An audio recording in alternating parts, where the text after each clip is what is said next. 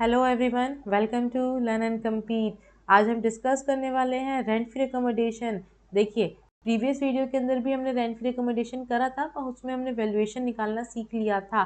But कब? जब आपको जो है एम्प्लॉयर जो है फ्री के अंदर जो है आपको अकोमोडेशन प्रोवाइड कर रहा है तब।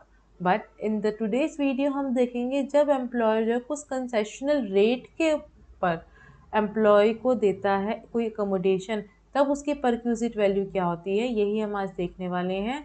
बट सबसे पहले तो अगर अब तक आप लोगों ने हमारे चैनल को सब्सक्राइब नहीं करा है तो प्लीज़ हमारे चैनल को सब्सक्राइब कीजिए and click on the bell icon so that you can get the notification of all the coming videos easily. The second most important thing is that मैं जो भी आपको पढ़ा रही हूँ इसकी पीडीएफ में आपको टेलीग्राम ग्रुप के ऊपर अपलोड कर दूंगी, आपको भेज दूंगी, तो प्लीज़ आप मेरे टेलीग्राम चैनल को भी ज्वाइन कीजिए। एंड अगर अब तक आप लोगों ने उसे भी ज्वाइन नहीं करा है तो मैं जो है डिस्क्रिप्शन के अंदर उसके लिंक डाल दूंगी, तो आप प्लीज़ वहाँ से जाके जो है चैनल के अंदर सब्सक्राइब कर लीजिएगा। तो आज का हम टॉपिक स्टार्ट करते हैं, बट बिफोर डैट थोड़ा सा प्रीकैप ले लेते हैं। हमने प्रीवियस क्लास में क्या करा था? हमने पढ़ा था कि रेंट फ्री अकोमोडेशन क्या होता है, अकोमोडेशन का मतलब क्या क्या है, यानी कि क्या क्या एम्प्लॉयज है, किस टाइप की अकोमोडेशन अपने एम्प्लॉय को प्रोवाइड कर सकता है। Types of rent free accommodation की कितने टाइप्स की रेंट फ्री अकोमोडेशन होती है, फर्निश्ड और अनफर्निश्ड, हमने दोनों की वैल्यूएशन प्रीवियस क्लास के अंदर हमने देखी थी। देन ये कुछ फॉर्मूलाज जो हमने जो है प्रीवियस क्लास के अंदर पढ़े थे, ये सारे वही हैं। बेसिक सैलरीज के अंदर क्या होती है हमने ये भी देख लिया था। 2001 के सेंसस के अकॉर्डिंगली जो हमारा अब तक डाटा चल रहा था, जो वैल्यूएशन हम निकालते थे 15% ऑफ सैलरी, और अब जो रिवाइज चेंजेस आए उसके हिसाब से हम 10% ऑफ द सैलरी लेते हैं और 2011 का सेंसस लेते हैं परक्यूजिट वैल्यू निकालने के लिए। ये भी मैंने आपको समझा दिया था, ये टेबल आपके रेफरेंस के लिए ही दी थी। देन हमने एक न्यूमेरिकल क्वेश्चन करा था। इसी न्यूमेरिकल क्वेश्चन के अंदर ना आज हम एक चेंज लेकर आए हैं जिससे हम समझेंगे कंसेशनल रेट पे हम परक्यूजिट वैल्यू कैसे निकालते हैं। देखिए, प्रीवियस क्लास वाला सेम क्वेश्चन है जिसमें एक सी फाइनेंस मैनेजर था, उसको बेसिक सैलरी 6000 रुपीज़ मिलती थी, डीएनएस अलाउंस 2000 मिलते थे, बोनस 1500 था।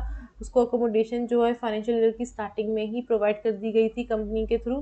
बट उसने कब से ऑप्ट करी थी? 1 नवंबर से करी थी। अब क्वेश्चन ये भी कह रहा है कि हमें कंप्यूट करनी है वैल्यू ऑफ परक्यूजिट अगर मिस्टर सी ने जो है रेंट 800 रुपये पर महीना पे करा था कंपनी को फॉर द अकोमोडेशन पर्पस। तो उस केस के अंदर सबसे पहले हम देखेंगे कि मिस्टर सी ने कितना रेंट आखिर पे करा है। तो रेंट पेड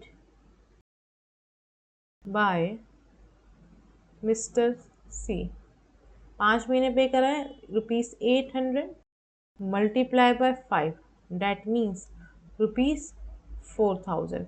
हमने वैल्यूएशन निकाल ली थी इन द प्रीवियस वीडियो, तो हम देख लेते हैं वैल्यूएशन क्या निकली थी। 4050 वैल्यूएशन निकली थी। तो valuation of the rent free accommodation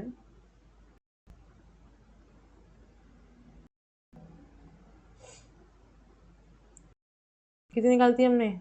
4050 rupees, 4050 rupees. तो अब टैक्सेबल वैल्यू क्या हो जाएगी? तो taxable value of rent free accommodation at the concessional rate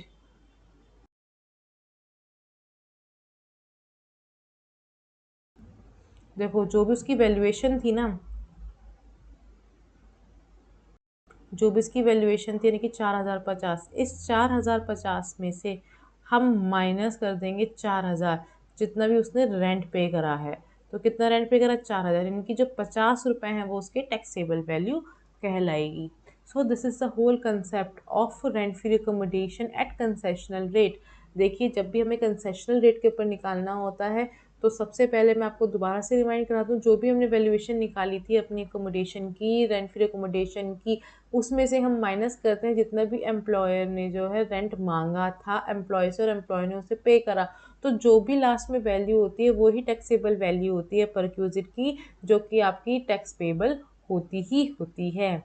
so thank you all from this. ये टॉपिक हमारा क्लियर होता है, कवर होता है। From the next video onward समझो आगे के परक्यूजिट स्टार्ट करेंगे। और अगर आपको कोई भी डाउट हो इस टॉपिक के अंदर आप कमेंट करके पूछ सकते हैं। I will definitely solve all the queries. So thank you all.